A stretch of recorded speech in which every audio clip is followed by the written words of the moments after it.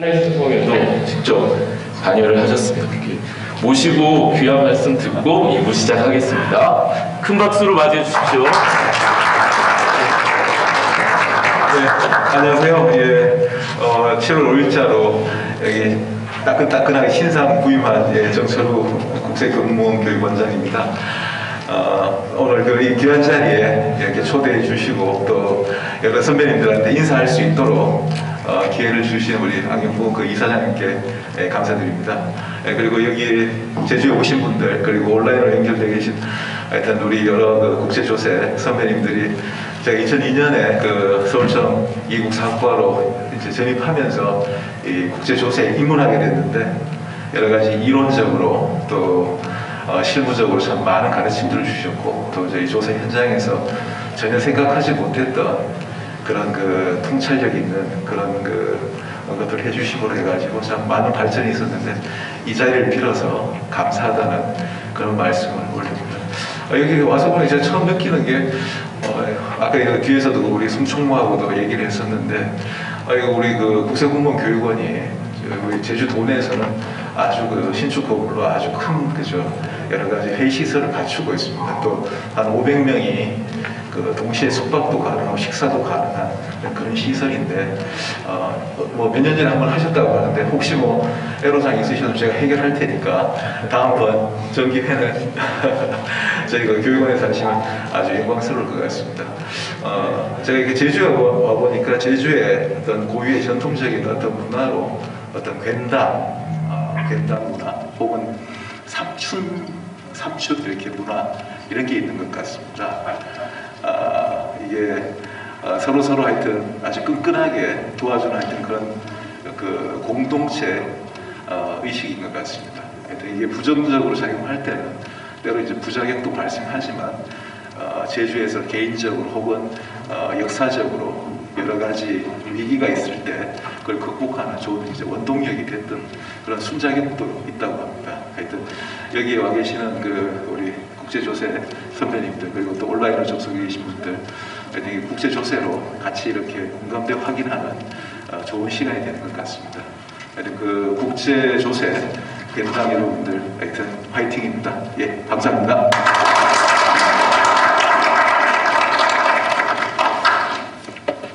네, 그러면은 이 주제 토론 발제와 토론으로 넘어가겠습니다. 오늘 1주제는 저희 이사장님께서 맡아주셔가지고 제가 좌장 소개는 생략을 했었는데 이 주제 좌장 맡아주신 이제 김명준 저희 법무법인 강원 고문님 전 서울지방국세청장님께서도 행시 37회시고요.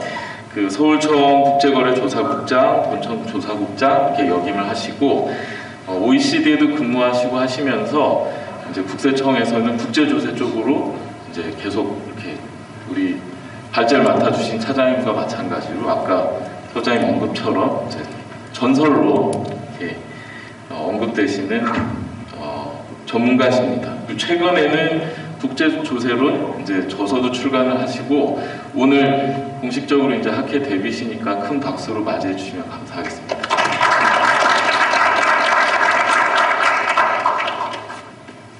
그럼 진행 부탁드리겠습니다.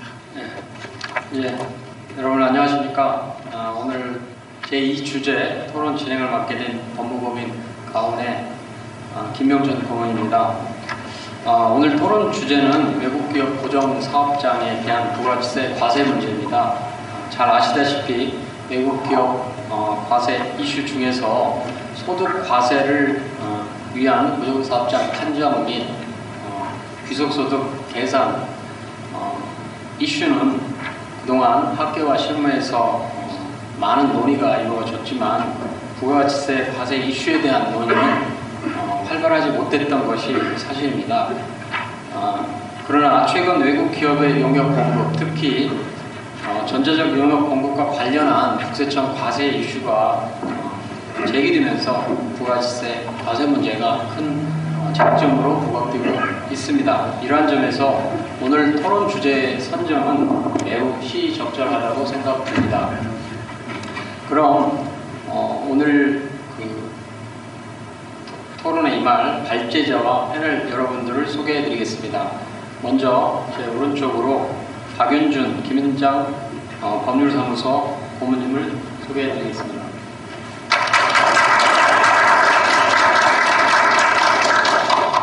다음 오른쪽으로 법무법인 광장의 김성환 변호사님 참석해 주셨습니다.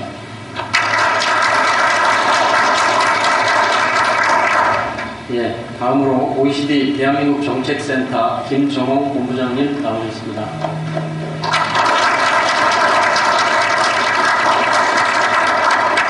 예, 세 분의 패널께서는 온라인 줌으로 오늘 회의에 참여하셨습니다.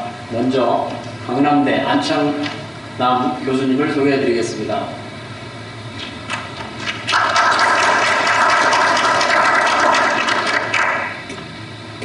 다음으로 서울시립대 강성모 교수님 소개해드리겠습니다.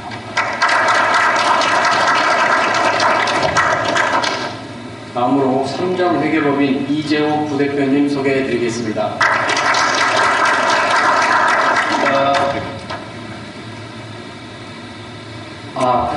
그러면 오늘 발제는 국제조세 및 부가세 분야 전문가이신 박윤준 고문님께서 조세조약상 고정사업장과 부가가치세 국내 사업장과의 관계, 국내외에 걸쳐 복수사업장이 존재하는 경우에 용역의 고정사업장소 판단 문제, 국내 사업장 신고 납부 또는 공급받는 자의 대리 납부와 관련한 관련 용어의 해석, 그리고 고정사업장 유형별 부가치세 과세 문제 등에 대해서 발제를 해주신 다음 이에 대한 패널 여러분들의 의견을 듣는 순으로 진행하겠습니다. 네, 먼저 박 고문님의 발제가 있겠습니다. 아이들입니다. 모더레이터 공무원께서 국제조세 및 부가세 전문가라고 계시는데 국제조세는 부가세는 뭐 이렇게 전문가까지는 아니고 사실 이제 논문을 쓰면서 이제 공부를 한 정도의 그리고 이제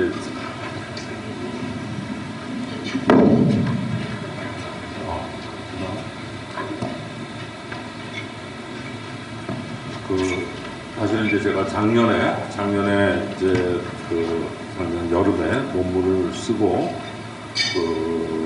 이번에 이제 학회 이제 주제로 이제 선정이 돼서 발제문은 논문을 요약한 내용입니다.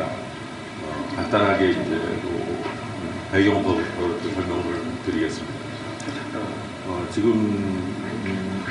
김동욱께서 말씀하셨지만은 고정사업장 귀속소득 계산 문제는 사실 전통적인 국제조세 이슈였죠. 그래서 그것들이 항상 그게 이제 논쟁거리였고, 또는 계속 과거부터 지금도 이루어지고 있는 것 같습니다. 근데 이제 고정사업장에 결국 이제 고정사업장 판정을 하고 귀속소득 계산을 하면서 또 부가치세 이슈가 이렇게 대두된 거는 사실 이제 그렇게 오래된 건 아닌 것 같아요. 그게 이제 2013년, 2014년, 2010년대 그 중반 이후에 이제 벌어진 현상 같습니다.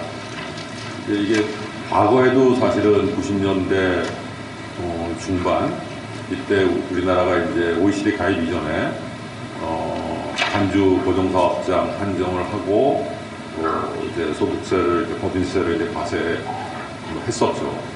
근데 그때는 이제 이게 부가세 문제가 제기되지는 않았어요. 그래서 이제 그때하고 지금하고 뭐가 달라졌기 때문에 2010년대 중반 이후에는 부가세 문제가 제기가 되느냐 이렇게 비교해 보면은 사실 과거에는 거의 다 이제 재화거래였습니다. 재화를 국내 이제 자회사가 아니면 대리 여기 안 돼. 안 되는 거. 나와요? 옛날에는 이제 재화거래였죠. 재화 국내 자회사를 두고 판매 대리 혹은 이제 판매 지원 활동을 하는 그런 자회사를 대상으로 고정사업장으로 이제 한정을 하고 했는데 소득세는 법인세는 과세했는데 부가세 문제는 과세가 문제가 안 생겼어요. 그 이유가 뭐냐면은 사실은 부가세는 수입 그 단계에서 재화의 수입 단계에서 세관장이 거래 징수를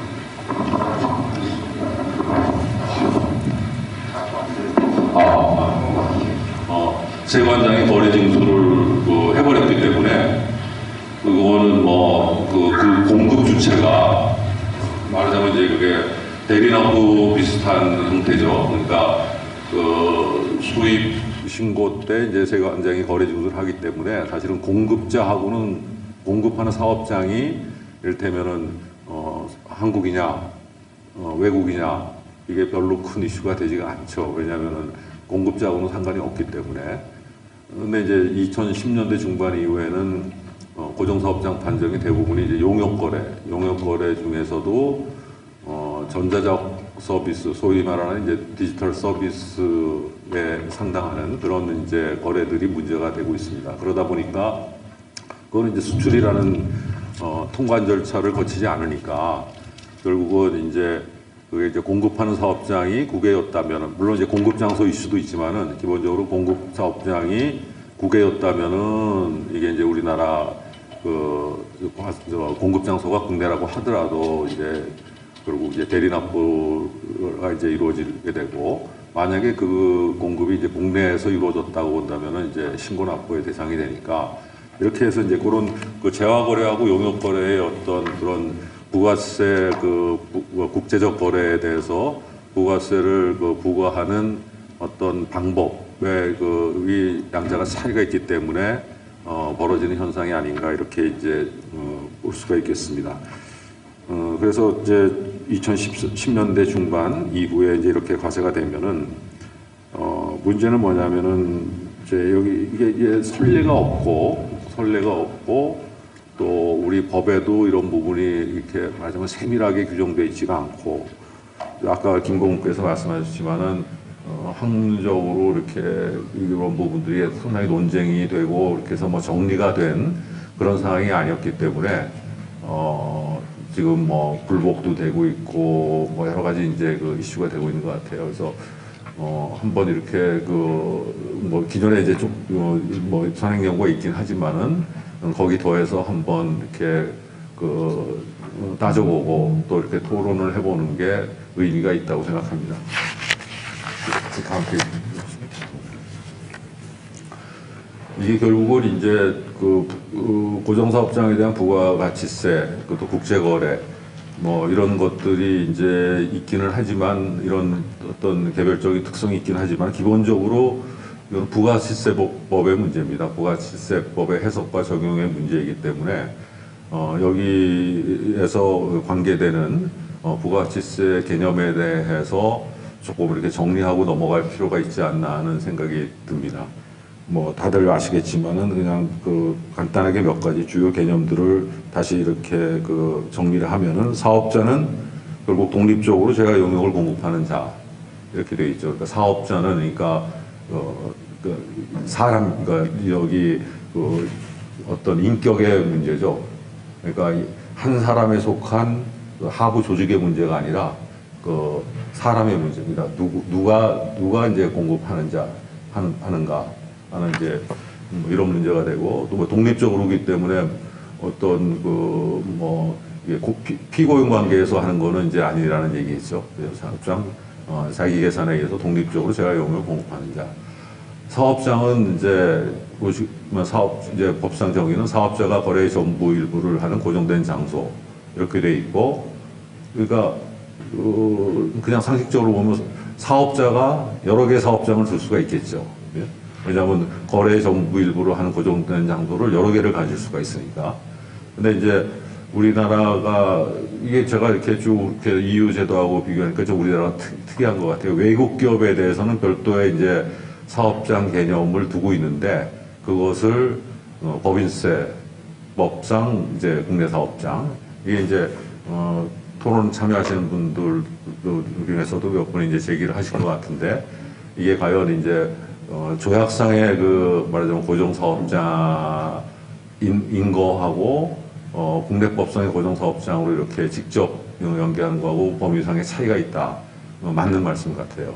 그걸 뭐 결국 이제 국내법만 이렇게 직접 그 코트를 하고 있기 때문에 부가세법의 사업장은 이제 법인세법상 정해놓은 국내 사업장, 일반적으로 조약상 고정사업장보다 넓죠. 또 최근에 이제 법인세법 개정을 통해서 뱁스 액션 7 부분이 이제 전면적으로 도입이 됐기 때문에 지금 우리 현행 조약상 고정사업장보다는 대부분이 넓습니다. 근데 이게 과연 현실적으로 어떤 의미 있는 차이를 야기하느냐는 또 별개의 문제예요. 그러니까 근데 법 구조상으로는 그게 맞는 것 같아요. 근데 이제 일부 이제 그 연구하시는 분들은 성격상 법인세법 국내사업장이 부가세사업장이 바로 될 수는 없다. 좀 그 중에서 일부가 걸러진다고 이렇게 말씀하시는 분들도 있는 것 같아요. 그렇지만은 기본적으로 이제 법문만 가지고 본다면 법인세법상의 국내사업장이 부가지세사업장을 구성한다. 이렇게 이제 보는 게 함정인 것 같습니다. 그다음에 이제 공급자는 이제 결국은 사업자 중에서 계약상 법률상 원인으로 재화를 인도 양도하거나 영무를 제공하는 사람. 그러니까 이거는 결국 공급자도 결국은 그러니까 계약에 의해서 그 계약에 따른 의무로서 재화를 인도 양도하거나 영무를 제공하는 그 효과가 귀착되는 사람이니까 이것도 결국 사업장 개념까지는 아직 안 간 거죠. 사람에게 따른 거니까. 근데 이거는 결국 이제 법률적인 개념이기 때문에 또 계약상 의무의 귀속자이기 때문에 사실은 사업장을 따지지는 않는다는 게 것 같습니다. 그러니까 결국 공급자가 애매할 때 말하자면 복수의 인격들이 공급하는 어떤 특정 거래에 게재가 돼 있다면은 결국은 계약을 봐야 돼요. 계약이 가장 중요한 그 공급자를 가리기 위한 말하자면 그 레퍼런스가 된다. 이렇게 이제 보면 될 것 같습니다. 그다음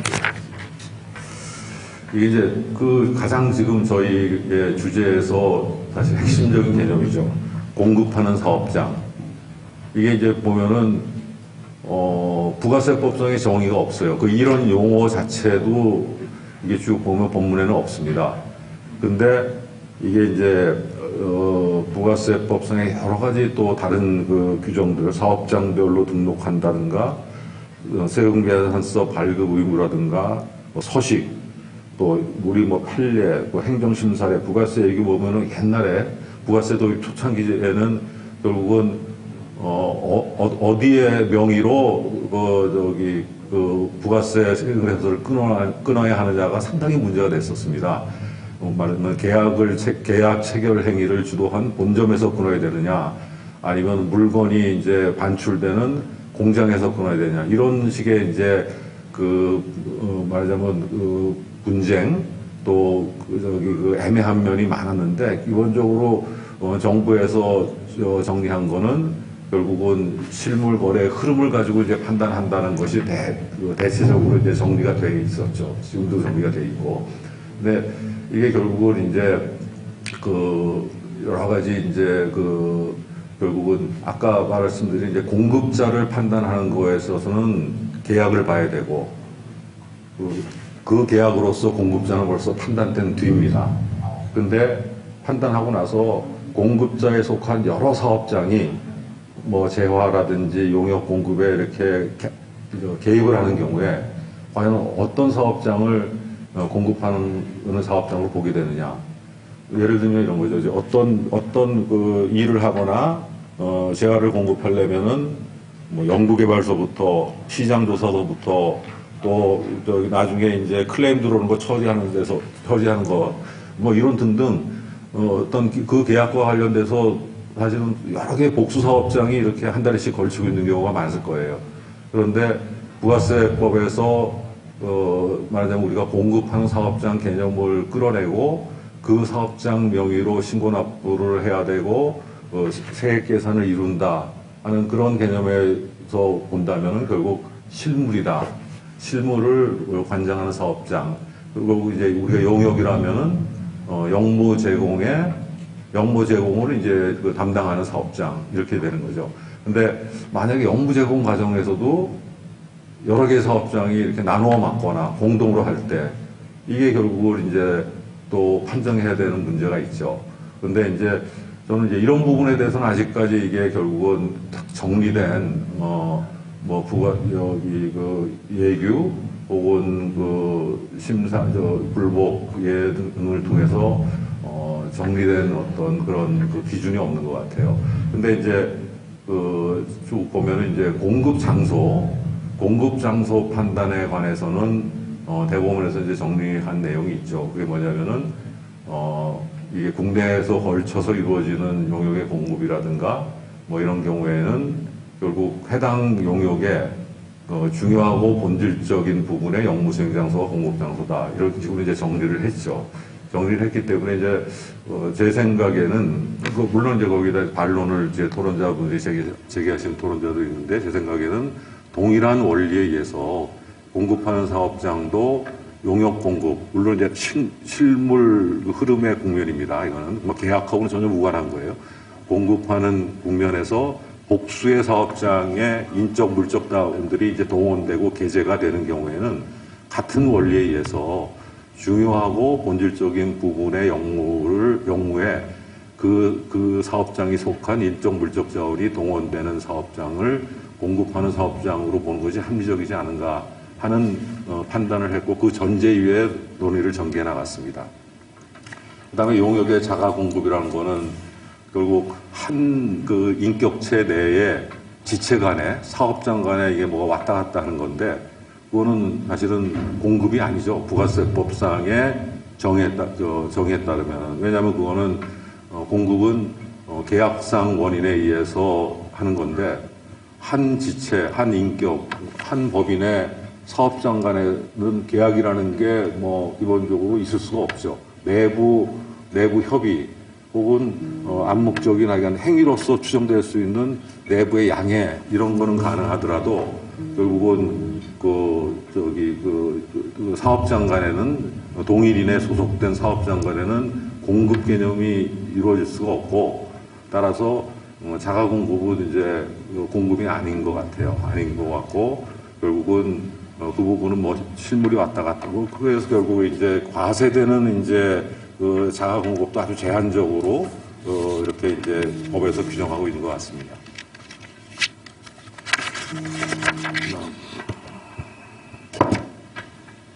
다음 페이지 좀 남겨주세요.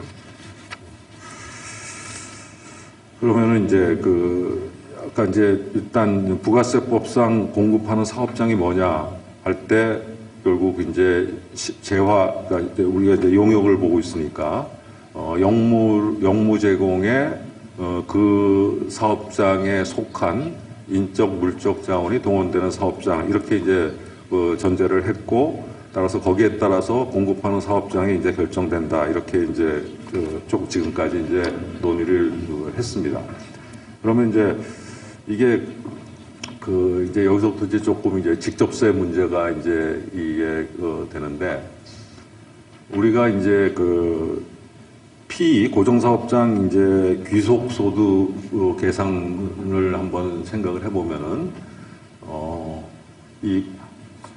다들 아시겠지만 OECD에서 지금 이제 고정사업장 귀속소득 계산에 관한 보고서를 2007년인가 2010년 이전이죠, 하여간 거기서 하여간 상당히 지금 이제 지금 필라 1, 필라 2 블루프린트만큼 그 두 개 합친 거 말고 하나 정도에 상당하는 분량의 말하자면 보고서를 냈죠. 그게 이제 4개로 구성되어 있죠.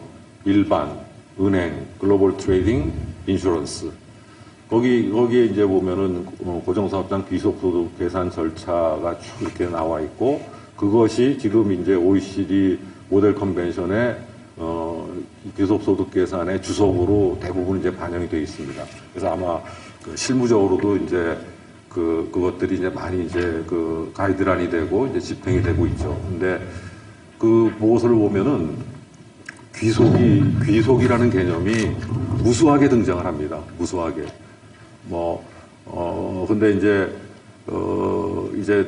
저는 어떻게 이해를 하냐면은 우리가 이제 귀속소득이라고 했을 때, 그런 어떤 절차를 거쳐서 나오는 결과로서의 귀속소득이 있죠. 어떤 특정 이제 고정사업장이라고 그런 절차를 이게 거쳐가지고 이게 회사 단위로는 인격 단위로는 100원을 소득을 얻었는데 고정사업장에 그런 절차들을 다 적용하고 하니까 결국은 10원이 고정사업장에 이제 귀속됐다. 그게 이제 그 결과로서의 귀속이고 그 OECD 그 보고서나 우리가 그 말하는 주석의 내용의 절차적 국면에서 여러 개의 귀속은 지금 마지막 제가 말씀드린 결과로서의 그 귀속된 소득하고는 조금 다른 개념 같아요. 그 보시면은 OECD 그 귀속소득 계산에서는 첫째가 뭐냐면은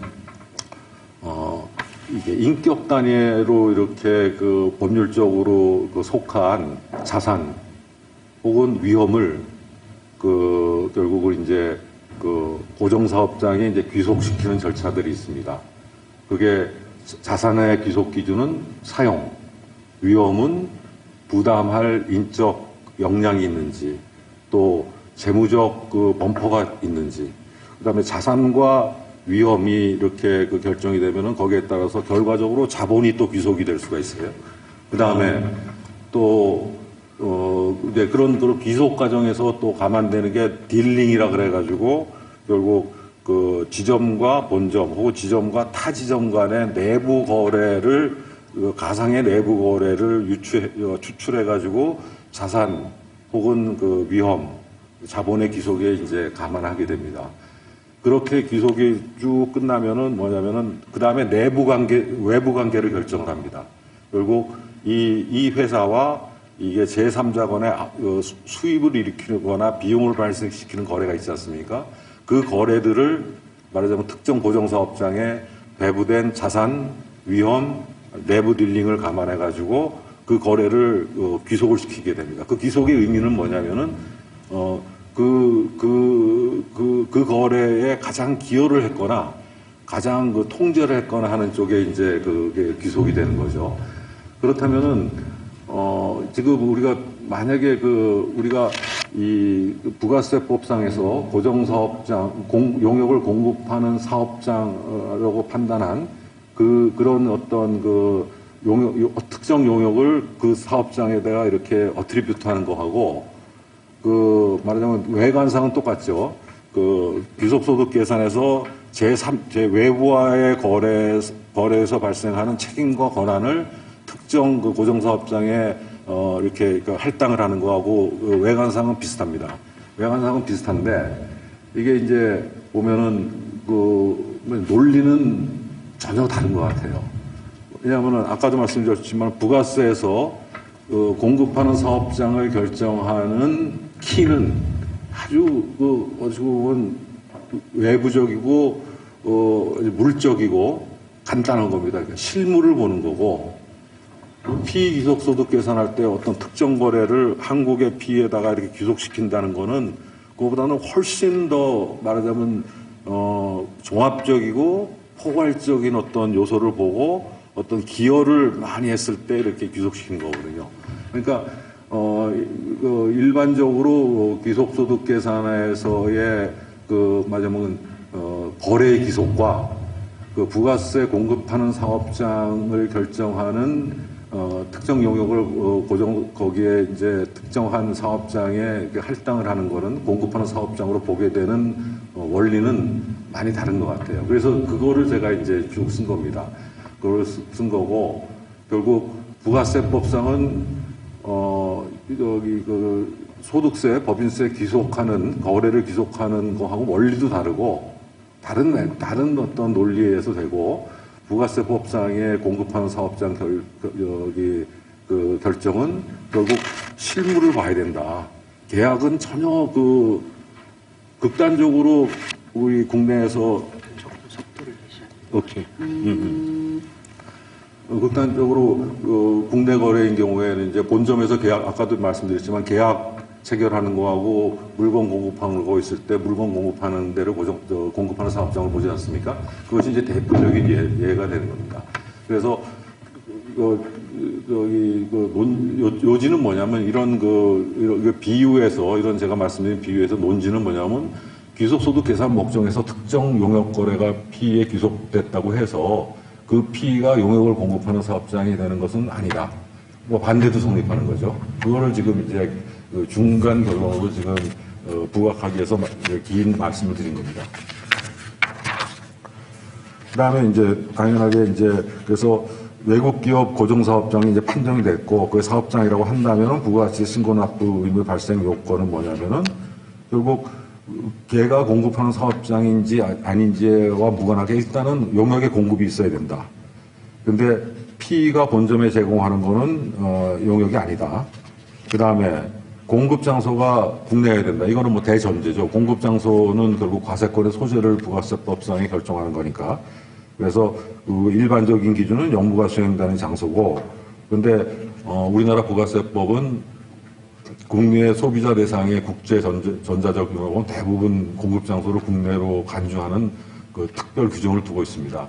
그런데 제가 이렇게 쭉 부가세법을 보니까 결국은 이제 플랫폼, 오픈마켓, 그러니까 해외 그 말하자면 플랫폼이나 오픈마켓이라든지 그 B2C에 대한 공급 장소는 국내 간주 규정의 적용 대상으로 지금 볼 수 없는 구조로 되어 있더라고요. 그렇다면 여전히 디폴트로 영무 수행 장소 기준이 적용된다.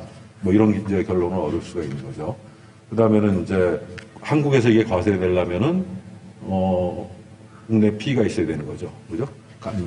근데 여기서 이제 간주 피가 과연 부가세법 사업자인가 하는 의문이 되게 할 수 있는데, 통설도 그렇고, 저도 처음 이거 논문을 빼고 생각이 바뀌어가지고, 일단 우리 법 구조상에는 간주 피도 부가세 사업장으로 봐야 되지 않을까 하는 그 생각이 듭니다. 그 다음에 이제 단순히 피가 있어야만 되는 게 아니라, 결국 그 피가, 그러니까 그 부가세법 외국 기업의 피가 공급하는 사업장이 되거나, 만약에 적어도 관련이 있어야 된다는 거죠. 그럼, 물론 이제 관련의 의미에 따라서 앞에 말을 공급하는 사업장을 또 한 번 쓴 걸 수도 있고, 관련이 공급 사업장과는 다른 개념이라면은, 이거는 뭐 또 다른, 그 통설에 의하면 또 다른, 신고 납부 의무의 발생 기준이 될 수가 있는 거죠. 근데 이제, 이게 이제 제일, 이번에 제가 이제 논문을 쓰면서 상당히 이제 곤혹스럽고 이게 정리가 안 됐다고 하는 것이 이제 부가세법상의 그 대리납부 규정입니다. 대리납부 규정은 어떻게 되어 있냐면은, 이게 관련이 없으면은, 용역을 공급받는 사람이 대리납부를 해야 된다. 특히 이제 다는 아니죠. 면세사업자 같은 경우에는 이렇게 해야 된다고 규정이 되어 있는데, 그러면은, 관련이 있으면 어떻게 되느냐. 이게 이제 좀 애매한 것 같아요. 근데 일반적으로는 관련이 없으면 신고납부를 자동적으로 해야 된다. 그러니까 신고납부 아니면 대리납부이기 때문에 관련이 없으면은 신고납부 해야 된다. 이런 주장도 성립할 수 있는데, 그러면은 일반적으로 우리 국내법상의 국내 법인들의 국내 사업장들이 공급하는 사업장으로서 그 부가세를 신고납부하고 하는 거는 도대체 외국 법인에게는 적용이 안 되는 거냐 하는 의문이 제기될 수가 있죠. 그래서 이게 법문만 본다면은 대리납부 그 규정은 대리납부의 범위를 결정만 하는 것 같은데, 지금 또 일반적인 이해나 통설은 그게 간접적으로 신고납부 의무 범위를 결정한다.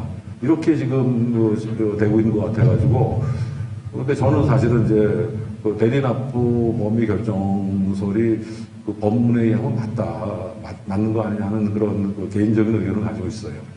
그러면 결국은 이게 공급하는 사업장하고 같은 얘기를 하는 건지 다른 얘기를 하는 건지는 관련의 해석을 해야 되는데, 이게 이제 우리나라 그 부가세법의 관련을 어떻게 해놨냐면은 법인세법하고 소득세법을 이렇게 연계해 놨는데, 그게 뭐냐면 다시 아까 말씀드린 국제조세의 귀속 개념으로 가버리고 말았어요.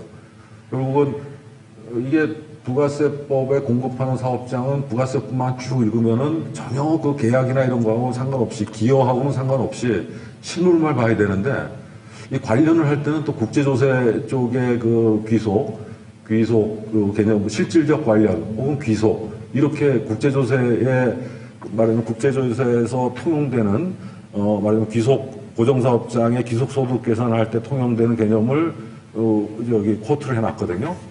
그래서 이게 뭔가 좀 이렇게 여기 안 맞는다 하는 느낌을 지울 수가 없습니다. 그래서 제가 근데 이제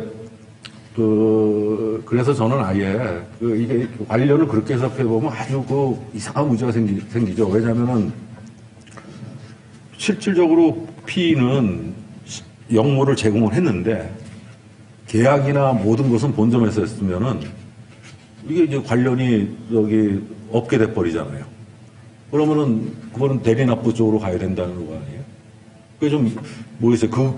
그런 상황의 해석을 어떻게 해야 할지 저는 그런 것 때문에 관련을 지금 이렇게 저쪽에다가 법인세법, 소득세법의 기속소득 계산에서의 귀속에다가 연결시킨 게 조금 이상하다고 생각합니다, 개인적으로. 그리고 그렇게 해석하면은 상당히 문제가 너무 크기 때문에 그냥 그게 이제 토론하신 분들이 그거 뭐 완전히 근거 없는 그냥 지멋대로 해석이다. 사실은 뭐 지멋대로 해석이죠, 그게. 저는 관련을 공급한다고 해석을 해야지 이게 뭐가 맞춰 돌아간다. 국내나 외국 법인이나 국내 법인이나 똑같이 돌아가고 제가 그냥 제멋대로는 아니고 제가 이해하기로는 EU의 부가세법상의 대리납부를 발생시키는 인터빈에 예시된 여러 가지를 보면은 공급하는 사업장에 가깝게 돼 있다. 이렇게 저는 이해를 하고 물론 우리나라 같이 한 나라도 있습니다. 호주, 카나다는 조금 계약 체결 요소를 보고 있어요. 거기에 대해서도 나름대로 제 추정하는 어떤 배경이 있지만 그건 너무 시간이 걸리니까 그러니까 공급하고 맞춰야지 뭐가 이렇게 딱 제대로 돌아간다는 의미에서 저는 관련을 공급하는 사업, 공급한다 하고 공급하는 거라고 해석을 해야지 그게 좋다, 그게 낫다 이렇게 이제 생각을 하고 있습니다.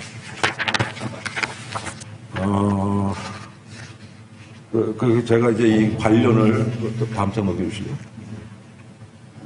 제가 왜 제가 그렇게 여기 관련을 공급하고 똑같이 봐야 되는지를 정리한 내용입니다. 다음 페이지입니다. 또 다음 페이지입니다. 다음 페이지입니다. 그게 이제 이거 구체적으로 이렇게 하나하나 설명드릴 거는 지금 시간도 그렇고 안 되고, 그리고 기존에 이제 국세청에서 고정사업장 과세를 통해서 부가세를 이렇게 부과하는 이런 케이스를 보면 크게 세 가지 유형이 있습니다. 하나는 자회사 자체를 피의로 판단해 버리는 거죠. 이건 뭐라 그러나? 이게 이건 직부인이라든가 이런 용어가 있던데. 그래서 이거는 뭐냐면 위장피이다. 너는 여기 또 본점에 직접적인 통제를 받는 실질적으로는 피인데 자회사의 껍데기를 쓰고 있었다. 자회사는 말하자면 껍데기고 이건 아무것도 아니고 너는 애초부터 피이고 자회사는 아예 없었던 거다. 이렇게 이제 보는 경우가 있고, 기존의 피인데 너는 여태까지 이 공급에는 네가 관여가 없다고 지금 주장을 해왔는데 알고 보니까 네가 다 했다. 그러면서 이제 부가세를 물리는 게 있고, 또 간주피는 이제 듀얼 스테이터스죠. 자회사도 인정을 하면서 거기다가 하나 또 피라는 걸 이제 씌우는 거죠. 이렇게 이제 과세를 하는데 구체적으로 이제 여러 개의 이제 거래 관계가 형성이 되죠. 이렇게 되면은. 근데 전반적으로는 지금 국세청이 과세하는 그런 부분들은 크게는 두 가지 허들을 넘어야 된다. 첫째는 뭐냐면 공급 장소 이슈입니다. 이게 결국은 간주의 대상이 아니기 때문에 이거를 뭔가 서버가 또 외국에 있죠. 그러면 공급자 쪽에 개별 공급에 대해서 공급자 측의 인적 인터벤션은 없어요. 물적 인터벤션만 있죠. 물적 인터벤션도 그때그때 물건이 이게 인프라를 이게 작동을 하는 게 아니라 그거를 셋업하는 되는 게, 그다음에 유지 관리 모니터링하는 역할을 기본적으로 외국에서 이루어지거든요. 이거를 공급 장소 문제를 어떻게 극복할까? 그게 하나의 이제 허들이고, 그 다음에는 결국은 공급하는 사업장으로 봐야 됩니다. 이 피의가. 아니면은, 관련을 아주 낮은 단계, 지금 이제 법인세법, 소득세법의 귀속 아닌 아주 낮은 단계 관련을 보면은 다 가세할 수 있죠. 그렇지만은 적어도 법인세법, 소득세법의 귀속 개념을 가져오는 건 가세하기 힘들다. 또 공급하는 사업장 개념, 실물 이것도 힘들죠. 왜냐하면 저쪽에 서버가 저쪽에 있는데 여기서 저기 마케팅 에이전트라든지 이런 거 마켓 서포팅하는 친구들이 하는 게 결국 손님 끌어오는 거거든요. 손님 끌어오는 거지. 얘가 무슨 전자석 서비스를 받는데 그거를 용역으로 본다면 거기에 뭐가 하는 일이 없다고요. 그죠? 그거 어떻게 해라. 그다음에 손님 끌어와가지고 이렇게 가르쳐 주는 거지. 실제 그거는 이제 해외에서 이루어지기 때문에. 그러니까 이렇게 보면은 사실은 참 어렵다. 상당히 이제, 물론 이제 이게 다 선례가 없기 때문에 이제 싸워야 되는 거죠. 국세청 입장에서는 법원을 상대로 케이스를 내가 맺을 수 있다. 이렇게 이제 주장을 해야 되는 거죠. 오케이. 그게 이제 그 다음 건.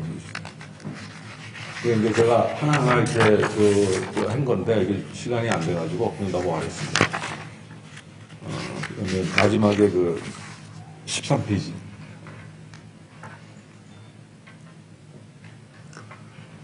13페이지.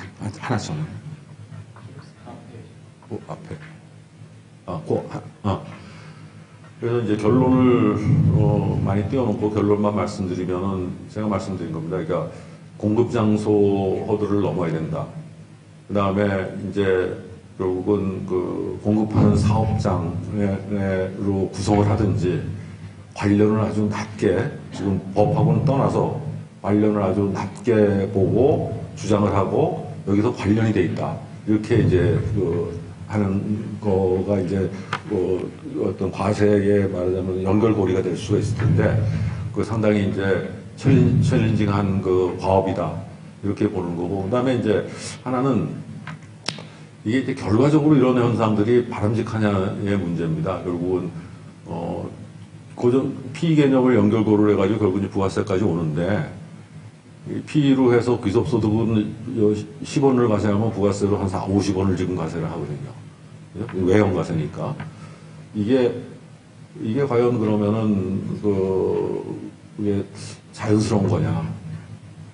이제 동기가 결국은, 저라도 그렇지 않습니까? 이게 이제 이렇게 가세할 수 있으면은, 부가세 목적을 위해서 이제 피를 이제 동원하게, 그렇게 이제 모티베이션이 되는 거죠. 그러니까 부가세는 좀 다른데, 이게 결국 만약에 거기서 부가세가 우리가 이제 전자적 거래에 대해서 문제가 있다면 입법적으로 해결해야 될 문제지 행정적으로 조약상 피해 개념을 고리로 해가지고 이렇게 하는 건 조금 뭐 이렇게 하는 나라도 있죠. 물론 그렇지만은 이게 자연스럽지 않다. 그다음에 결론은 하여간 대리납부 규정의 어떤 지위, 그다음에 관련에 대해서 뭔가 입법적으로 정책하는 데서 좀 정리를 해주셔야 되지 않을까 이런 생각입니다. 그 다음에 결국 이제 넘겨주실래요? 또 이후에 그러면 이유는 그러면 부가세 저기 사업자는 어떻게 하느냐? 이유는 기본적으로 다릅니다 우리하고. 이후의 부가세 디렉티브에서는 직접세하고 연계를 안 합니다. 부가세 자체의 말하자면 픽스드 이스태블리시먼트를 어떻게 정의도 있고 합니다. 그러니까 우리나라 같이 여기 조약 적용 국면에서 P라고 해서 바로 자동적으로 부가세 사업장이 되지는 않아요. 결과적으로 될 수는 있죠. 그렇지만 자동적으로 되는 건 아니고 EU에서는 그리고 이게 외국법인의 FE만 있는 게 아니라 외국법인, 내국법인 구분도 없어요. EU의 FE, Fixed Establishment의 요건은 결국은 그러니까 그 두 가지는 안 합니다. 공급받는 사업장이 있고 공급하는 사업장으로 나눠요. 요건은 뭐냐면 본점 외로서 충분한 연속성, sufficient permanence죠. 그 다음에 공급받는 FE의 요건은 뭐냐면 서비스를 공급받아서 자기 목적에 사용할 수 있을 정도의 적절한 인적, 기술적 자원의 구조가 구비되어야 된다. 그게 공급받는 FE가 왜 중요하냐면은 B2B 지금 서비스의 공급 장소가 공급받는 그 자의 본점이 디폴트고 본점을 했을 때 문제가 생기면은 공급받는 FE를 찾아야 됩니다. 그게 이제 레셔널리티 테스트인데 결국 이렇게 돼 있고 그다음에 공급하는 FE는 뭐냐 똑같아요. 충분한 영속성 본점이 아닌 거로서 그다음에 서비스를 공급을 가능하게 할 정도의 인적 우리하고 비교하면 저희가 아까 전제한 거하고 좀 비슷하죠. 실물을 보는 거예요. 실물 뭐 계약 체결 이런 거를 따지는 게 아니죠. 그다음에 그러면은 제가 직접세 그 디펜던트 에이전트 피가 혹은 서브가 그렇게 판정됐다면 자동적으로 부가세 피가 되지는 않습니다. 별개로 조금 전에 제가 설명드린 FE 요건을 충족하는 경우에 한해서 결과적으로 공급하는 FE가 될 수가 있습니다. 그 레셔널리티 테스트는 건 뭐냐면은 공급하는 자는 디폴트는 본점입니다. 이유는. 근데 디폴트로 갔을 때 레셔널하지 않는 결과, 대표적인 게 소비재가 저게 부합하지 않는 결과가 야기가 되면은 FE를 찾아보라는 거예요. 그 다음에 두 번째, 넘겨보시게. 두 번째 테스트가 오토노미 테스트입니다. 결국 공급하는 FE의 요건이 충족되는지, 아까 공급받는 FE를 어떻게 규정한다고 하지 않습니까? 그거를 이제 충족하는지를 테스트를 하는 거죠. 근데 디펜던트 에이전트 피가 성립하면은 기본적으로 이게 그 모회사의 서브가 인터널 오르간이 될 수가 있어. 저기 상당한 다음에 피가 고정사업장이 될 수가 있습니다. 그렇지만은 그 디펜던트 에이전트 피가 된다고 해서 100% 될 수 있는 게 아니라 여전히 또 그거를 찾아야 돼요. 근데 대부분은 되지가 않아요. 왜냐하면은 디펜던트 에이전트 피는 계약 체결 국면을 중시하잖아요. 그게 어떻게 모회사한테 통제를 받고 이거고 지금 디펜던트 에이전트 말고 부가세법상 FE가 되려면은 인적 물적 자원을 구비를 해야 돼요. 공급할 수 있는. 그렇기 때문에 결국은 플러스 알파가 필요한 거죠. 그럼 결론은 뭐냐? 부가세법에서 독립적으로 정한다. 그 다음에 조약상 종속대리인이 결과적으로 될 수가 있다. 부가세법. 그렇지만은 추가적인 알파가 있어야 돼. 그 알파가 결국 우리가 말하는 공급하는 사업장에서 통상적으로 필요한 물적 혹은 인적 기술적 기반으로 이야기합니다. 그래서 결국 보면은 이후에서는 뭐 최근에도 이제 그런 파일도 나오고 있지만은 오랜 동안 그리고 2010년을 기반으로 이후에서는 그 서비스 거래 말하자면 공급 장소가 바뀌어요. 지금 형태로. 그 전에는 그것도 공급하는 사업장으로 B2B 거래도 공급하는 자의 그 본점이나 사업장을 봤거든요. 근데 지금은 이제 바뀌어서 문제가 많이 해결됐죠. 공급받는 자의 B니까 공급하는 자가 어디서 공급하든 그걸 매니플레이션 해가지고 부가세를 낮게 할 수가 없게 돼 있으니까 상당 부분은 지금 해결이 됐죠. 네, 하여간 요 보로는 많은 토론자분들이 이 문제를 제기해 주셔가지고 제가 이해하는 선에서 이게 한번 공유를 하려고 이렇게 마련한 겁니다. 예, 이상으로 마치겠습니다. 네, 시간이 많이 흘러서 패널분들의 의견을 듣는 시간을 갖겠습니다. 당초 드릴 수 있었던 시간보다 적게 드려야 될 것 같아요. 그래서 오늘 한 5분 내지 7분 내외로 중복되지 않게 짧게 코멘트를 해주시면 좋겠습니다. 먼저 현장에 나와 계신 김성훈 변호사님 의견 듣겠습니다.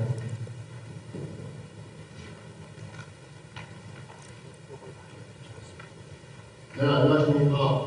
지대대 강성호입니다.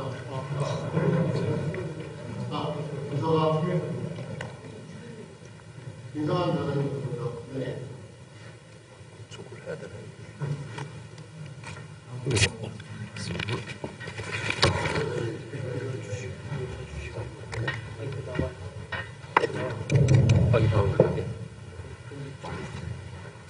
강 교수님 순서가 바뀌어서 죄송하지만 제가 먼저 하겠습니다. 예, 법무법인 강자의 김성환 변호사입니다. 네, 제 부가세에 관해서 최근 논란이 되고 있는 주 이슈 중에 하나에 관해서 훌륭한 발표를 해주신 발표자님께 진심으로 감사 말씀드립니다. 발표문 덕분에 저도 개인적으로 너무 많이 공부가 됐고요. 다만 제가 처음으로 본격적으로 고민해본 주제가 돼서 제가 정확하게 이해를 하고 있는지 정리해보는 차원에서 몇 가지 질문들을 마련했는데, 질문이라기보다 그냥 제가 이해한 것을 정리해보는 차원입니다. 그래서 혹시 뭐 잘못되거나 관련이 없는 건 있으면 좀 이제 코멘트를 해주시고 지적을 해주시면 감사하겠습니다.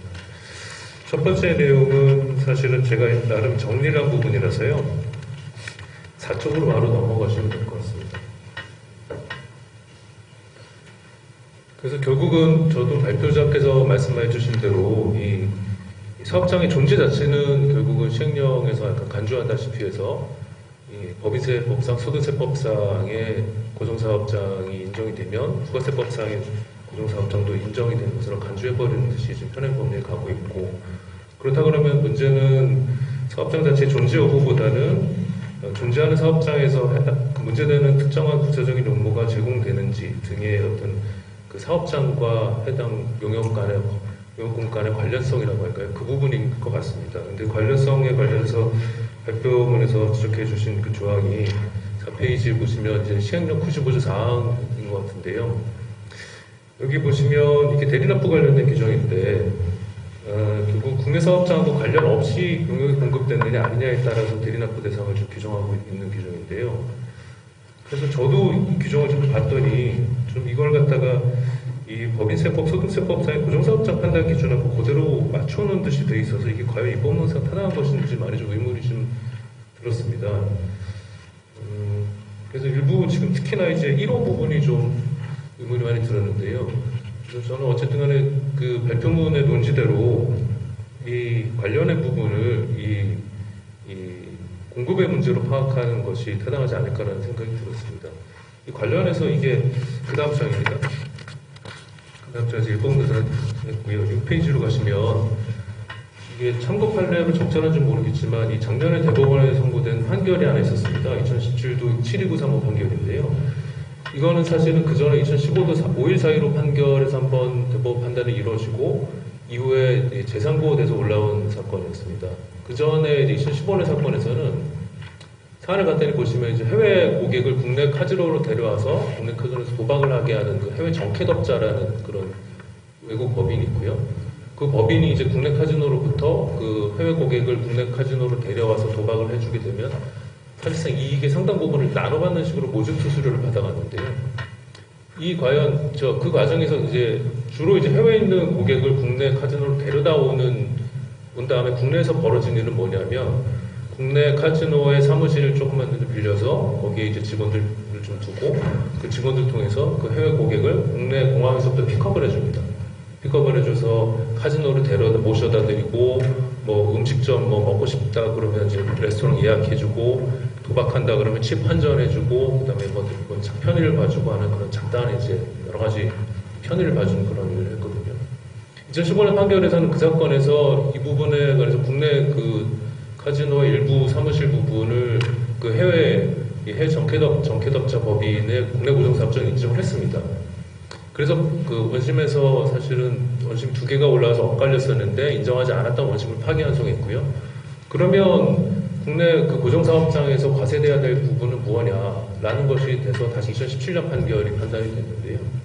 이 사건에서 재밌었던 게 법인세하고 부가세가 같이 가세가 됐고 대법원도 같이 판단을 했습니다. 그런데 대법원 판단은 사실은 조금 아쉬운 부분이 법인세 위주로만 판단이 이루어져서 주로 그 판시 내용도 보면 법인세 위주 판단 요소들을 주로 든 것 같긴 합니다. 근데 어쨌든 부가세 부분도 과세된 것이 맞고요.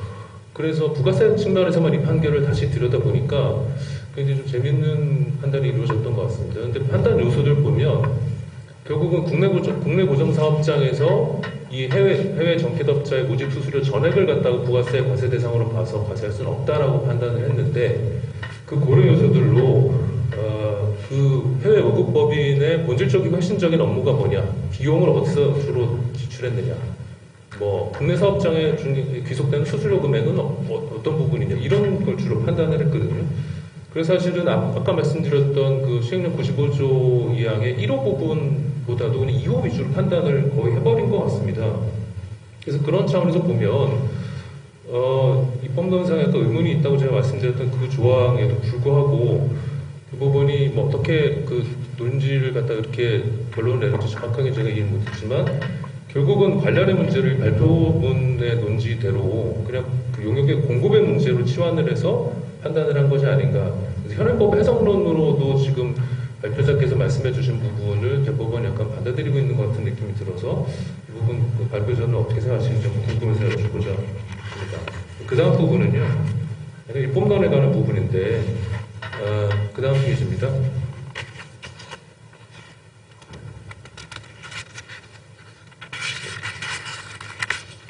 이거 제가 넘기는 건 말씀 안 드려가지고 말만 좀 해볼게요. 그래서 여기 부가가치세법 전자적 용역 부분인데요. 8페이지에서부터 보시면 이게 종속대리인 간주보정상 부분도 사실은 현행법상은 약간 간주해버리는 식으로 돼서 법인세법상에 간주보정사업장이 인정이 되면 부가세법상에도 고정사업장이 인정이 되는 것처럼 읽히긴 합니다. 근데 말씀해 주신 것처럼 과연 그 경우에 실제로 서버의 소재지 같은 데서 용역이 일어난다고 보면 그러면 과연 이 국내 사업장과의 관련성을 찾을 수 있겠는지 그렇다 그러면 이 간주 규정이 갖는 실익이 뭔지라는 의문이 들었습니다. 그래서 제가 썼던 거는 2009년도 블룸버그 판결인데 거기서도 사실은 이제 서버 소재지 위주로 갔던 판결이었는데요. 그렇다 그러면 결국 현행법상으로는 이 B2B 방식으로 이루어지는 국외사업자의 전자적 용역 공급 거래에 관해서 부가세 과세가 상당히 어려울 것이 아닌가라는 생각이 들었습니다. 그래서 그 11페이지 넘어가시면요. 발표문에서도 언급을 해주셨지만 유럽의 부가세 지침을 11페이지입니다. 11페이지. 유럽의 부가세 지침 규정을 잠깐 봤는데 용역의 공급 장소는 사실은 이 부분은 전자용역뿐만 아니라 용역거래 일반에도 해당 부분이지만 전자용역의 포인트를 맞춰서 몫을 맞춰서 봤더니 용역 공급 장소를 B2B 거래와 B2C 거래 나눠서 이제 공급 장소를 규정을 하면서 전자적 용역에 관한 한 모두 공급받는 자의 고정사업장 소재지로 규정을 하고 있습니다. 요즘 유럽 부가세 지침에서는요. 물론 이런 태도는 전자종역에 된 것이 아니라 일반에 관한 것이어서 이거를 우리가 전면적으로 도입하는데 좀 더 논의가 필요할 수는 있다고 생각이 됐는데 어쨌든 입법론으로서 우리 부가세법도 유럽과 비슷한 방향으로 이 공급장소 부분을 좀 개정하는 것은 어떤가 싶은 생각이 들어서 이 부분 관해서 대표자께서 혹시 코멘트를 주실 수 있으면 감사하겠습니다. 예, 이상입니다.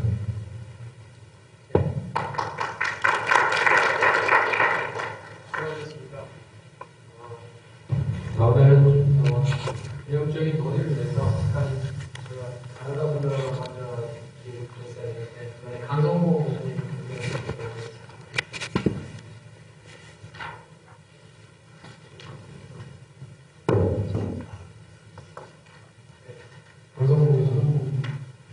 네, 안녕하십니까. 시립대 강성모라고 합니다. 시간이 많이 지체된 것 같아서 제가 가졌던 생각이나 의문 중심으로 말씀을 드리는 게 좋을 것 같습니다. 좋은 발표에 감사드리고요.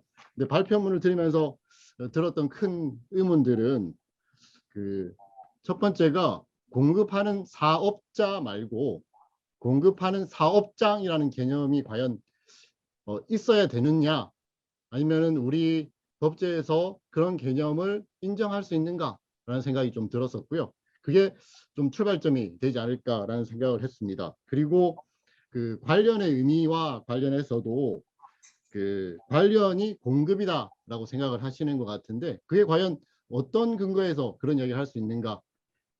우리 법문에서 정하는 사업장의 개념은 거래의 전부를 하거나 일부를 하는 장소이거든요.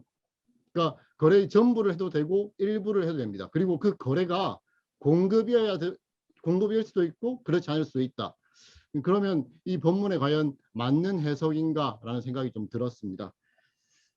사실 공급 장소에서 이제 출발을 할 수밖에 없을 텐데요. 공급 장소가 국내라는 것이 인정이 되면 그러면 우리나라의 과세권이 확보된다라고 할 수 있을 것이고 이 확보된 과세권을 어떻게 행사할 것인가의 문제가 첫 번째가 이제 국내 사업장 과세를 하는 것일 거고요. 고정 사업장 또 대리 납부가 있고 그리고 전자적 상품 거래라면 간편 사업자 등록 제도를 마련해 두고 있습니다. 이렇게 세 가지 방향으로 가게 되는데 그럼 뭐가 원칙이고 뭐가 예외인가 이런 생각을 좀 해봐야 될 것 같고요. 그리고 발표자도 말씀해 주셨던 그 소득 과세와 같이 갈 거냐 이 문제도 또 큰 그 쟁점 중에 하나인 것 같습니다. 물론 법문에는 같이 가도록 돼 있긴 하지만 어떤 그 부가세에서의 독자적 의미를 충분히 부여할 수 있겠다라는 생각은 들고요. 다만 근데 그렇게 했을 때 이걸 넓게 갈 것이냐 좁게 갈 것이냐 이 문제는 또 다른 고민이 필요한 영역이 아닌가라고 생각을 합니다. 그 제가 생각했던 그 결론은 국내 사업장이라고 하는 것, 고정사업장, 부가세 고정사업장은 우리 국내 기업의 일반적인 사업장하고 달리 볼 필요가 없겠다라는 것이었고요. 그리고 두 번째로 관련이나 귀속의 의미를 어떻게 해석할 것인가. 그건 공급으로 보기보다는 매입세 공제 등의 요건으로 이야기되는 사업 관련성의 개념으로 볼 수도 있지 않을까라는 생각을 좀 해봤습니다. 그러니까 그 사업 관련성이 인정돼야 매입세 공제 받을 수 있잖아요. 그런 개념으로서의 관련성 또는 귀속 이렇게 좀 생각을 해봤고요.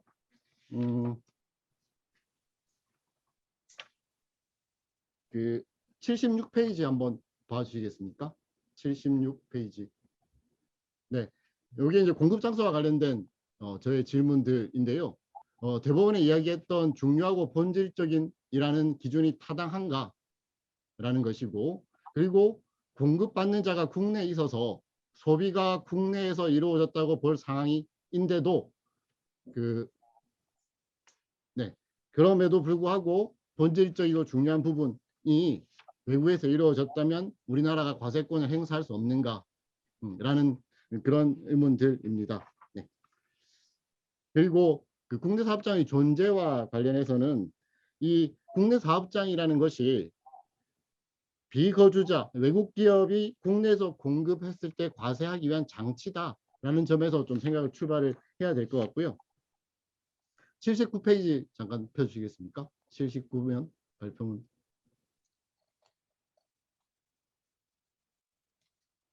(79페이지인데요) 이게 제가 정리했던 의문들인데 사업장은 납세지를 정하는 정도의 역할만 수행한다라고 생각을 합니다. 그런데 공급하는 사업장 또는 공급받는 사업장이라는 개념이 꼭 필요한 것인가 라는 생각을 했고, 그리고 중요한 것은 거래의 수행이고 그것이 전부냐 일부냐 중요하고 본질적이냐 이런 것들은 중요하지 않은 요소 아닌가. 그래서 역할이나 경중에 대한 평가가 필요하지 않다라는 생각을 좀 해봤습니다. 다음 슬라이드.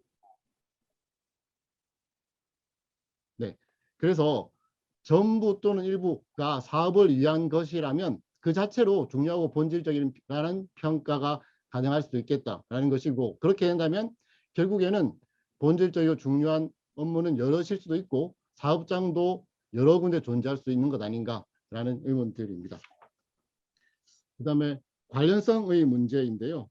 그 관련성의 문제는 아까 말씀드린 것처럼 저는 사업 관련성의 개념처럼 볼 수도 있지 않겠나라는 생각을 가지고 있고, 그 발표문 82페이지에 있는 사실 이게 크게 두 가지 생각인 것 같습니다. 상대적으로 평가를 할 수 있다라는 것이고, 또 다른 그 측면에서는 절대적으로 중요하기만 하지 경중에 대한 평가는 필요 없다 이런 생각을 해볼 수도 있을 것 같습니다.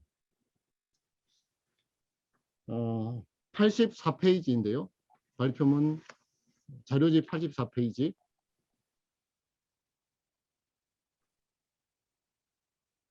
네, 뭐 다른 것들은 그냥 참고로만 봐주시면 될 것 같고요.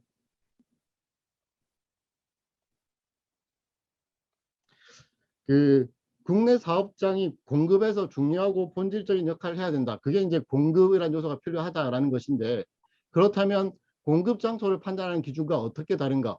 라는 의문이 일단 들었고요. 그렇게 된다면 공급 장소가 국내이면 다 과세할 수 있다는 거냐? 라는 것입니다. 그리고 인적 물적 자원이 동원되어야 된다라고 하는데 그러면 그 판단을 어떻게 할 것이냐?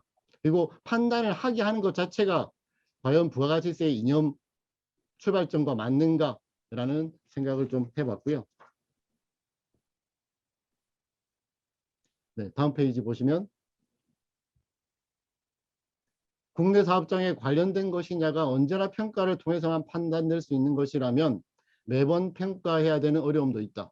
그리고 거래할 때마다 빨리빨리 세무계산서 발급하고 거래 징수도 해야 되는데 그러한 측면에서 오히려 그 소득과세보다 훨씬 더 큰 부담을, 행정적인 부담을 지우는 게 되는 결과가 아닌가, 네, 이런 의문입니다. 그리고 마지막으로 전자적 상품 거래와 관련해서는 제가 이제 굳이 전자적 상품이라고 표현을 한 것은 과연 이게 용역으로 구분하는 게 맞는가라는 생각을 늘 하고 있어서 저는 그냥 상품이라고만 표현을 했는데요. 우리 법 체계는 용역으로 보고 있죠. 근데 과연 이게 용역이 맞는가? 그 부분도 좀 처음부터 좀 살펴볼 필요가 있겠다라는 생각을 했습니다. 그리고 잘 아시다시피 전자적 상품의 공급 장소는 공급받는 자의 사업장 소재지, 주소지 등으로 개정이 됐었습니다. 개정이 됐죠. 그래서 이 규정, 이 개정의 의미도 좀 한번 생각해 봐야 될 것 같습니다. 아마도 소비지국 과세를 좀 강조하거나 확인하는 쪽에 그런 개정이 아닌가라는 생각을 했고요.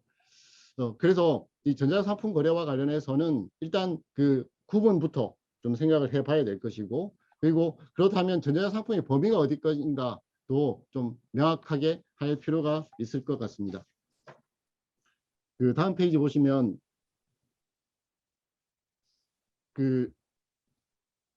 과연 체계적 정합성이 유지되고 있는가라는 의문도 있거든요.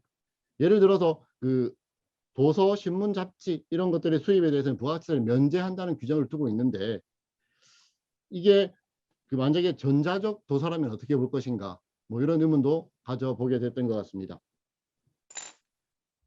네, 마지막 슬라이드. 네. 그래서 이 규정과 관련해서는 과연 제도적인 실효성이 확보되고 있는가의 문제도 좀 생각을 해볼 필요가 있고요. 간편사업자 등록을 하고는 있지만 강제적인 어떤 수단이 좀 적지 않는가라는 생각입니다. 그리고 전자상품을 모두 용역으로 파악하는 것이 과연 타당한가, 우리 법의 입장과 같은가, 이런 생각을 좀 해봤습니다. 우리가 권리를 지금 재화로 포함시키고 있다는 것 때문에 생기는 문제이기도 할 것 같습니다. 네, 뭐 이 정도로 제 의문은 마치도록 하겠습니다. 예, 안창남입니다. 사회자님. 네. 그냥 시작하려잖아요. 잘 들립니다. 말씀해 주세요. 제가 몇 분까지 해야 됩니까? 예, 한 5분 내외로 좀 발표해 주시면 고맙겠습니다. 네, 뭐 저는 뭐 다른 거 없고요. 발제자 고생하셨습니다. 그 다음에 어차피 우리나라 부가가치세제가 유럽 걸 가지고 왔다 치면 기본적으로 우리 해결 방안도 EU 디렉티브하고 EU 국가에서 하고 있는 걸 쫓아가야 되지 않을까 싶습니다. 이게 제 개인 생각입니다. 그래서 용역 공급에 대해서 어떻게 프랑스하고 유럽 EU 디렉티브에 대해서 B2B 거래라든지 B2C 거래라든지 이런 것들에 대해서는 제가 여기다가 잘 해놨고, 그 다음에 제 페이지를 보시면 지금 101쪽에 보면 그 원문이 있습니다. 프랑스 부가시세 교과서입니다. 그래서 제가 느꼈던 궁금한 점입니다. 그러면 지금 아까 발제자께서 말씀하신 대로 소득과세 피의보다 소비과세 피의가 개념의 차이가 있을까? 있다면 어떻게 해야 될 것인가? 없다면 그러면 논의의 실익은 과연 무엇인가?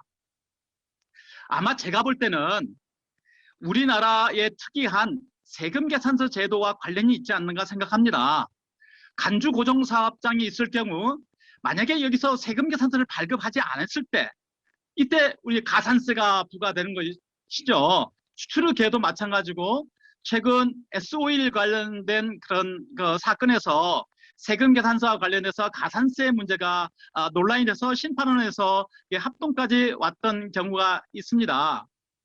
그러나 기본적으로 디지털세가 의미하는 것처럼 EU 디렉티브가 지금 하고 EU 프랑스나 독일이 지금 하고 있는 것처럼 기본적으로는 프랑스 같은 경우에는 소득세법에서 나와 있는 고정사업장, 사업장이라는 개념, 에타블리스망 스타블이라고 하는 개념하고 부가가치세법에서 사용하는 에타블리스망 스타블이 용어가 같습니다. 용어가 같지만 그 범위는 부가가치세법이 훨씬 넓습니다. 즉 우리가 소득과세 고정사업장과 부가가치세 고정사업장을 동일하게 해야 될 이유는 저는 없다고 생각하고 이것은 아까 시립대학교 강 교수님께서 잘 설명을 해 주셨다고 생각합니다.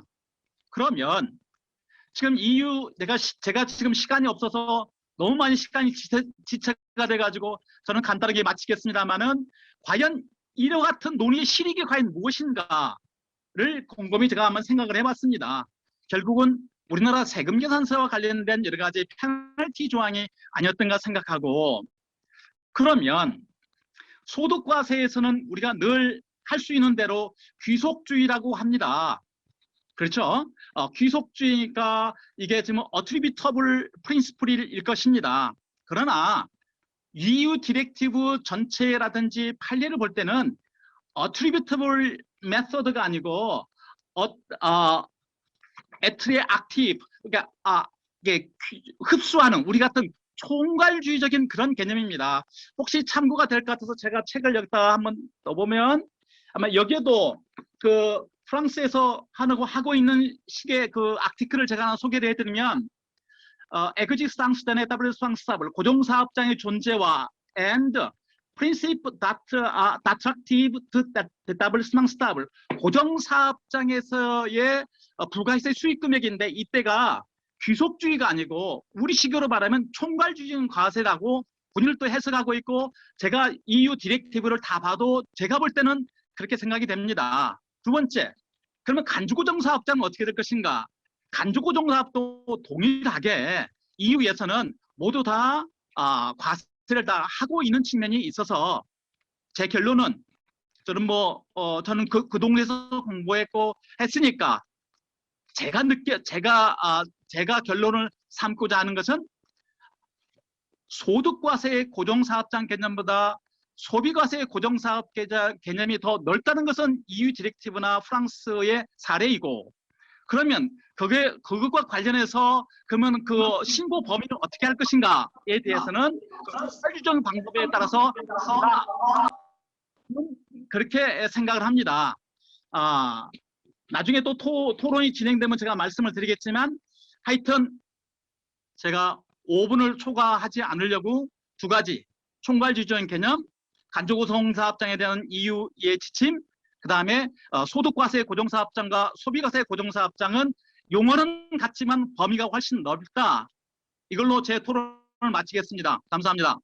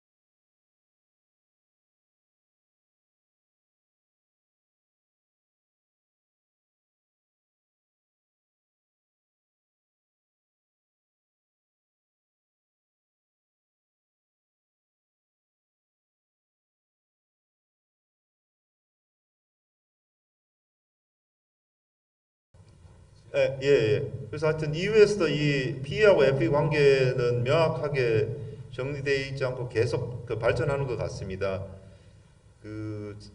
뭐 짧은 이해지만 제가 그냥 이해하는 거를 토대로 해가지고 사회자께서 제시하신 이제 두 가지 쟁점에 대해서 말씀드리겠습니다. 먼저 첫 번째는 이제 용역 보금급 관련해서 부가가치세 비과세 요건 문제인데 이제 제가 문제 제기하는 거는 뭐 이미 그 발제자께서도 어느 정도 언급하셨지만 일단 부가세법 조문 뭐 제가 읽지는 않겠습니다. 6조가 있고 그다음에 시행령 8조가 있는데 이제 법인세법하고 소득세법에 있는 그 국내사업장 개념을 이제 사용하고 있습니다. 이 경우에 이제 제가 문제 제기하는 것은 지금 국내에서는 이게 그냥 조약상 피의가 있으면 부가세법에 FE가 된다는 것을 전제로 해서 자꾸 논의가 되고 있는데 사실은 조문을 엄밀하게 이제 그 읽어보면 이게 국내사업장, 소득법인세법 국내사업장을 차용하는 것이기 때문에요. 예컨대 이제 우리나라가 조약이 한 90여 개가 있는데 조약이 있는 경우에는 소득과세 측면에서는 이제 소득법인세법 국내사업장보다는 우선하게 되겠죠. 조약상 피의가 우선하게 돼서 이제 아무래도 범위가 좁아질 가능성이 많습니다. 그런데 부가세 법령에 따른 이제 국내사업장 개념에는 이게 소득법인세법 조문을 그대로 차용했기 때문에 부가세 목적의 피의가 성립할 수 있다는 겁니다. 예컨대 제가 그 사례를 들어놨는데 이제 프랑스하고 우리 조약, 한국하고 조약 같은 경우에 12개월로 건설 피의가 돼 있고요. 근데 이제 그럼 프랑스 건설 회사가 국내에서 이제 9개월간 건설 공사를 수행한다면 어떻게 되냐 하면 소득과세 목적으로는 피의가 없게 되죠. 그렇지만 부가세 목적으로는 우리 국내법에는 6개월로 되어 있습니다. 그래서 피의가 부가세 목적으로 국내 사업장이 성립이 되기 때문에 이 경우에는 이제 미스매치가 분명히 발생하게 되고요. 다음 슬라이드.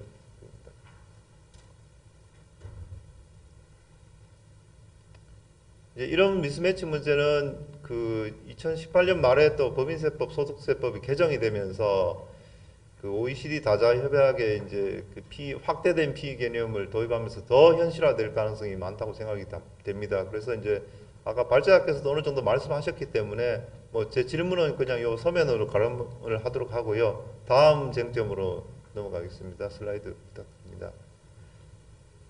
이 이제 간주고정 사업장이 이제 그 부가세 목적으로도 그대로 이렇게 될 수 있냐 없냐 이 쟁점에 대해서 이제 처음에 그 발제자께서 쓰신 논문에는 좀 상당히 부정적으로 쓰셨는데 오늘 또 발제하시면서는 약간의 입장 변화를 또 말씀하셔서 제가 여기서 구체적으로 뭐 그 사건 일일이 다 말씀은 안 드리겠습니다. 그냥 제목 정도만 언급하고 넘어갈 텐데 제일 처음에 이제 ECJ에서 97년에 DFDS 사건에서 이게 영어로 오그실리어 오건이라고 해가지고 사실상 이게 그 간주 P처럼 이렇게 간주 FE가 성립할 수 있다고 판단을 한 적이 있고, 그다음 동양전자 사건 역시 일반론으로 이제 경제적 실질을 봐서 자회사가 모회사의 그 FE가 될 수 있다고 또 명시를 한 적이 있습니다. 다음 슬라이드 부탁드립니다. 그다음에 세 번째 이 밸류 클릭 사건이 되게 재밌는 사건인데 이 그 프랑스 대법원 공세유 됐다 해서 이제 판결을 2000년 말에 냈습니다. 이게 그 밸류 클릭이라는 게 온라인 그 애드버타이즈먼트 서비스 하는 회사인데 이 회사가 이제 아일랜드에 있는 회사가 있고 원래는 미국 본사인데 아일랜드에 이제 자회사가 있고 프랑스에도 계열 회사가 있습니다. 그래서 이제 이 프랑스 계열 회사가 사실상 그 마케팅이나 레프리젠테이션 뭐 이런 기능들을 그 서포트 기능들을 하면서 거래의 중요한 부분들을 담당을 하고 실제 계약 승인은 이제 아일랜드 회사에서 이루어졌거든요. 근데 이제 이 프랑스 대법원에서는 그 이제 법인세 소득과세 목적의 피의도 있고 동시에 이제 물론 요건은 다릅니다만은 부가세 목적으로도 이 FE가 존재한다. 종속 대리인 피의 개념으로 다 이제 인정을 해버렸습니다. 그래가지고 이게 그 프랑스 대법원 뭐 잘 아시는 찐머 사건에서는 상당히 부정적으로 이제 고정사업장이 없다고 봤었던 사안인데 물론 사실관계 자체는 좀 다릅니다만은 그래서 이제 프랑스 대법원이 이런 디지털 거래에 대해서 상당히 전향적으로 어떤 그 FE나 피의 개념을 쉽게 이제 그 인정하는 게 아니냐 이런 그 판례 평석들이 있더라고요. 그래서 이제 뭐 제 결론은 이제 종속 대리인 역시 이제 부가세법에서도 이론상 성립 가능하고 또 사실관계에 따라서는 프랑스처럼 그렇게 판결이 내려질 수도 있다는 걸로 제가 그냥 이런 그 팩트를 공유를 하고자 합니다. 이상입니다. 감사합니다. 네, 수고하셨습니다. 오래 기다리신 것 같은데 마지막으로 이재호 부대표님의 의견 듣도록 하겠습니다. 반갑습니다. 이재호입니다. 뭐 시간이 일단 너무 촉박해서, 그리고 또 앞에 이제 그 토론자분들께서 아주 정치한 그런 토론을 해주셔서 제가 뭐 더 사실 따로 보탤 것은 없는 것 같습니다. 근데 다만 좀 강조하는 측면에서 한두 가지만 이제 아주 짤막하게 제 의견을 좀 보태면요. 우리 발제집 그 배구 쪽을 보시면 이제 대리납부 요건을 충족하지 못했을 경우에 효과가 무엇이냐와 관련해서는 저는 기본적으로 그 대리납부 규정을 따질 때는 대리납부 규정만 보고, 그다음에 대리납부 규정을 충족 안 한다. 그러면 결국 이제 일반 요건을 또 봐야 되는 거죠. 뭐 아까 그 강성모 교수님도 지적하셨듯이 이게 사업자가 맞냐, 그 과세 대상인 뭐 그 재화나 용역이 맞냐, 요걸 따지면 되는 거고. 그래서 미충족한다 그래서 그냥 무조건 부가세 과세 효과가 생긴다, 이거는 좀 일단 해석론의 영역에서는 좀 받아들이기 어렵지 않냐, 이제 그런 생각이 들고요. 그래서 관련 공급 요것도 결국은 부가세의 그 일반 요건 충족 여부, 그거에 따라서 이제 판단하면 될 문제다라는 거고요. 그 다음 장을 보시면 106쪽입니다. 그 이제 간주고정 사업장의 이제 VAT 문제인데, 요건 이제 김정은 본부장님이 그 프랑스 판례가 있다고 이제 저는 이제 그걸 몰랐고, 만약에 있다 그러면 뭐 조금 더 이렇게 왜 그 프랑스 법원에서 우리 그 소득과세상 내지는 그 국제조세 개념, 조세조약 개념에서의 피의와 우리 이제 부가세법상 그 사업자, 요게 이제 어떻게 연결이 되는지 그건 제가 조금 뭐 논지를 좀 더 봐야 될 것 같고요. 그래서 요거는 조금 유보를 하도록 하겠습니다. 전 개인적으로는 좀 반대 입장이었는데 프랑스 입법례가 해석례가 있다 그러면 뭐 요거는 좀 그 판례를 조금 더 보고 좀 생각을 좀 다듬어야 되지 않을까, 이런 생각으로 좀 제 생각을 좀 유보를 해야 될 것 같고요. 그래서 요 점에 관해서는 뭐 발제자님께서도 뭐 따로 이렇게 뭐 코멘트 해주시지 않아도 될 것 같습니다. 그리고 이제 약간 입법론적, 이거 아주 뭐 마이너한 얘기인데, 지금 이제 전자적 용역의 범위를 이제 열거하고 있지 않습니까? 근데 제 생각에는 이게 예시로 이렇게 바뀌는 거는 어떤 건지 뭐 그 고민이 필요하지 않을까, 이런 생각을 좀 해봤습니다. 이거로 그 짤막하게 제 그 토론을 마치도록 하겠습니다. 경청해 주셔서 감사합니다.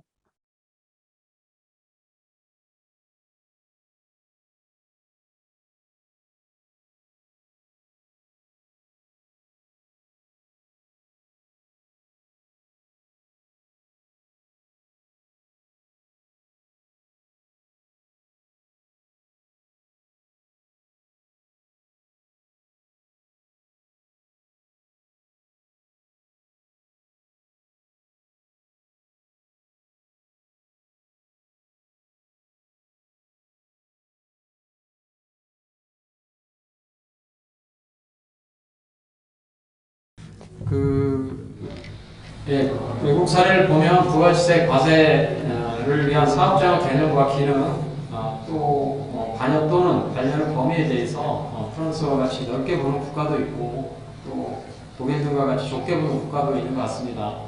향후에 디지털 경제 시대에 대처하기 위한 부가가치세 제도 개선 방안을 말을 하는데, 오늘 토론 내용이 많은 시사점을 준다는 점에서 아주 오늘 유익했던 토론으로 생각을 합니다. 마지막으로 오늘 토론 주제에 대해서 유익한 내용을 발제해 주신 박윤정 전무님, 그리고 열띤 토론에 참여해 주신 패널 분들께 감사해드리고, 끝까지 경청해 주신 회원 여러분들 수고 많으셨습니다. 이상으로 이 주제 토론을 모두 마치겠습니다. 감사합니다.